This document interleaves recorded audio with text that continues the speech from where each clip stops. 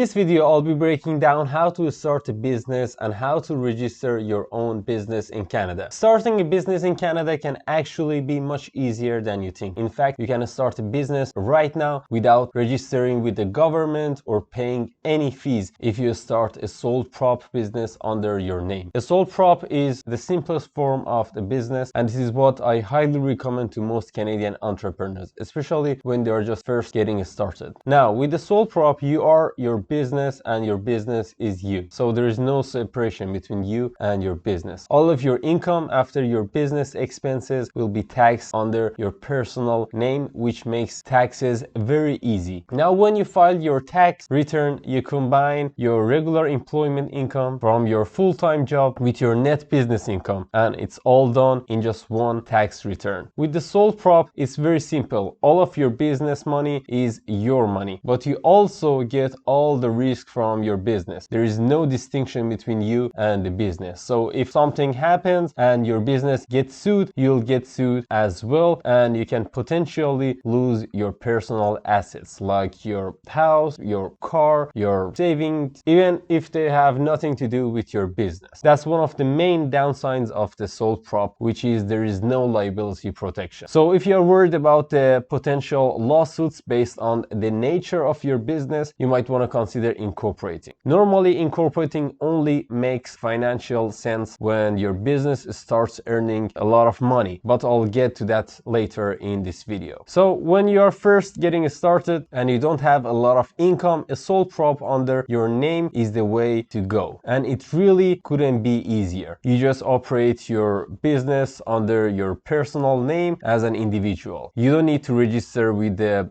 government, and you don't have to pay any registration fees. With this approach, starting a business doesn't cost you a thing. You just charge your customers under your name, and that money can go directly into your personal bank account. Now, legally speaking, you do not have to open a separate bank account for your business unless you register a business name or set up a corporation, both of which I'll get to later. It's definitely good practice to separate your finances and have your personal bank account and business bank account separate. They'll make it much easier to track your revenue and your expenses so that your tax return and bookkeeping will be much simpler. If your business ever gets audited by the CRA, there is a very clear money trail in your business bank account, and they don't have to go through your personal bank account or your personal credit card. But again, when you're first getting started, you do not need a separate bank account for your business as long as you're running a sole prop under your own personal name. This is a great option for all sorts of business activities, especially if you're working as a contractor or freelancer where your name is your brand. Now, most of the businesses that I personally started throughout the years have been sole props under my personal name because it's so easy. All of them were done under my personal name without any government registrations. Just make sure you keep a record of your income, of your sales and business expenses, including your receipts. Some type of business activities like professional activities are regulated by a government body, so you have to get licensed. For example, you can just call yourself a lawyer or a medical doctor and start selling your services to clients. These professions are licensed and regulated by a government body, so there is no way to avoid registration. For everything else, you can start a business under your personal name without paying any registration fees. This is great if you're starting a hobby, if you're unsure it will work out or not, or how long you're going to do this business. For example, if your business is named John Smith, clients will have no idea what services you provide. But if your business name was John Smith Consulting, it's very clear, and now clients will start coming to you. Now, if you register a business name, since you aren't using your personal name, it gets a little bit more complicated. Now you have to register your business, and there is a few important steps to follow. You need to register your business name, you need to protect your brand, and you need to register with the federal government for taxes. First of all, you need to come up with a business name that works and it's available. Your business name should be unique and memorable,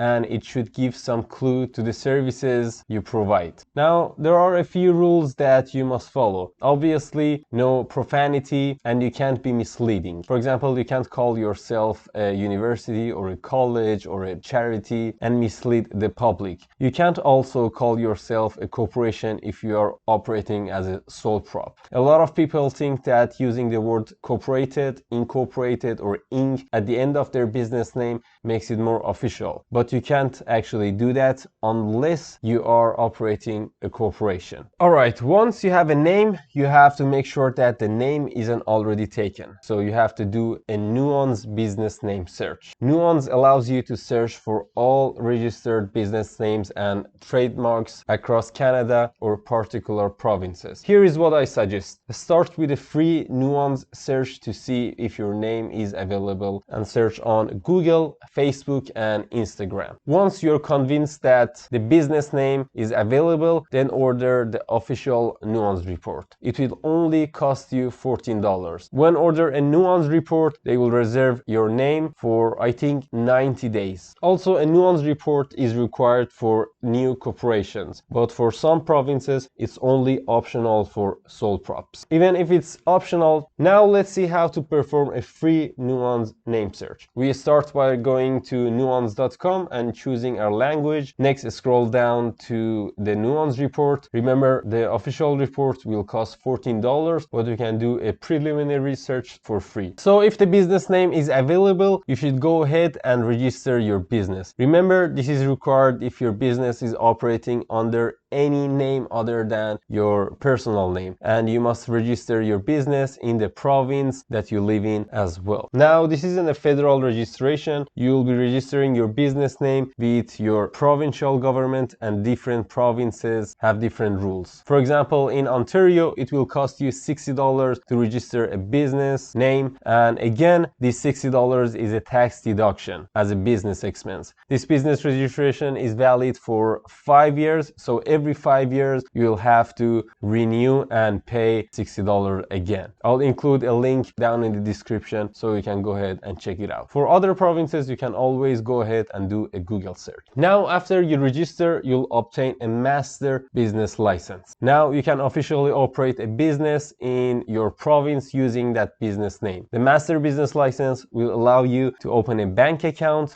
for your business, and now this is required. You can't use your personal bank account anymore since you are not using your personal name. If a client wrote you a check, let's say to Joe Consulting Inc., Joe as a person, he can't actually cash out the check under his personal name. He needs a business bank account. Now that your business name is registered, you'll want to take steps to protect your brand, so that you'll want to secure an account for your business with Facebook, Instagram, and any other social media platform. And definitely register for a domain name. Even if you don't have a website yet, I still highly recommend to get a domain so that no one can steal it from you. I personally recommend Google Domains. I've been using that for many years, I think 7 or 8 years, even before I started my YouTube channel. I registered my domain so that nobody could take it away from me. It takes months or years to build a brand, and if somebody takes your name before you, they can extort you for a lot of money, or they can even force you to change your name and start from scratch. If you use Google Domains, it will cost you I think less than $20, 17 Canadian dollars just to register for a domain name, and I'll include a link down in the description as well. Again, this is a business expense and it's well worth the money. I recommend buying multiple versions of your domain name, for example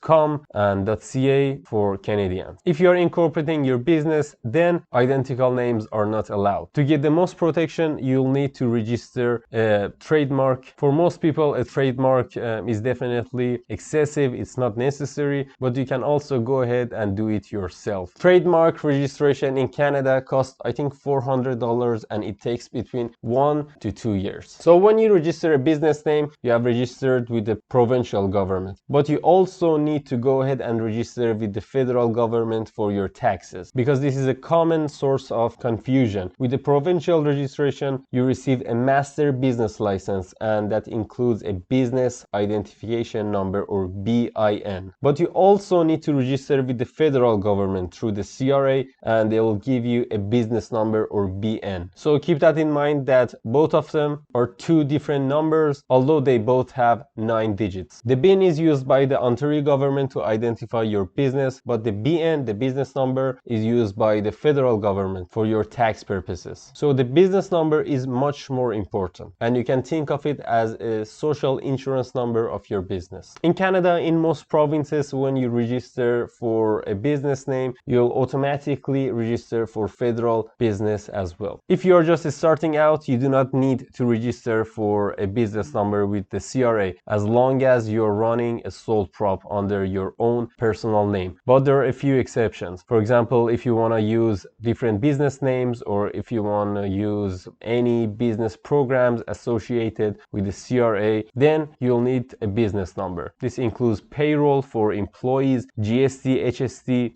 import-export account, and some other numbers. Even as a sole prop, if you hire employees, in order to pay your employees, you'll need to register with the CRA for payroll account, and then you'll need to register for a business number. If your business earns more than $30,000 in 12 months or 4 consecutive quarters, you'll need to register for GST, HST account, and then you'll need a business number. I already have a full video about how to register for GST, HST in Canada. This $30,000 threshold is your revenue before your expenses, not your net income. And once you register for GST or HST, you'll have to charge your customers this extra sales tax for your services. This depends on your province, but in Ontario, HST is 13%. You'll need to charge your customers an extra 13% on any sales. And remember, this 13% is not your money. It belongs to the government, and you must pay it back. So don't treat it as an extra income. Just put that money in a saving account, so that's there and ready to pay back when taxes are due. Also note that you can't charge your customers GST, HST unless you are registered for GST, HST program. This is illegal, since you are stealing an extra 30% from your customers. Even if you make less than $30,000 in a year, you can always choose to go ahead and voluntarily register the GST, HST program. In some situations, this will actually save you some money. I'll be covering this in much greater detail in an upcoming HST video. Another source of confusion is that the difference between your business number and your GST, HST number. So your business number is a 9-digit number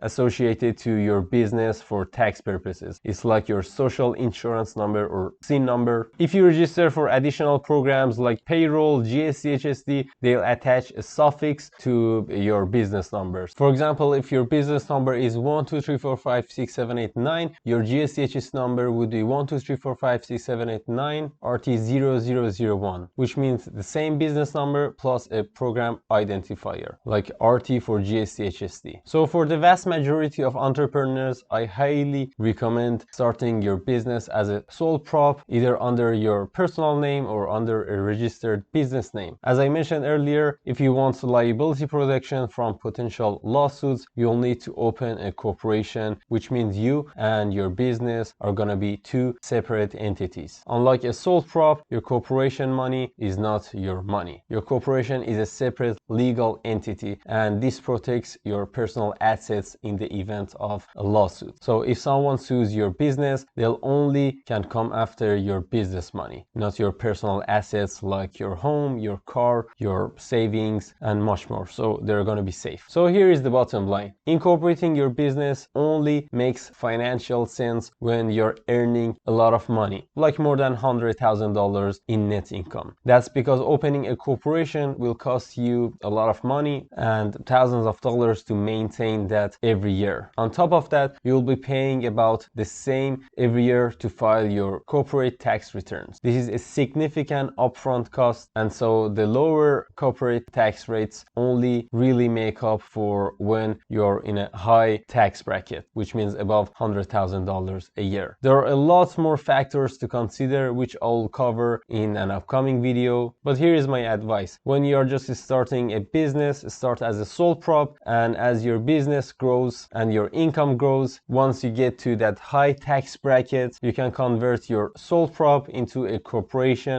to benefit from these lower tax rate. That being said, some of the business activities are more likely to face a lawsuits than others. If you are worried about that personal liability risk, you might wanna incorporate earlier on. It will cost you more money in accounting fees, bookkeeping, taxes, but it will protect your personal assets if your business ever faces a lawsuit. This is something that you should definitely speak about with your lawyer and your accountant. Alright, there you have it, guys. That's how you can start and register a business in Canada. For most people, I suggest starting as a sole prop under your personal name to avoid any registration fees. If you want to operate under a different name, you can go ahead and register your business name with your province. If you hire employees, you'll also need to register for a business number and also register for a payroll account. If you earn more than $30,000 in 12 months, you need to register for GST, HST as well. Once your business grows and you're in a high tax bracket, you might want to consider incorporating your business to enjoy that lower corporate tax rate and liability protection. I just posted these two videos over here, so make sure to go ahead and watch them next. Make sure to like and subscribe if you haven't already, and if you have any questions, make sure to go ahead and comment down below. As always, thanks for watching and see you in the next video. Cheers.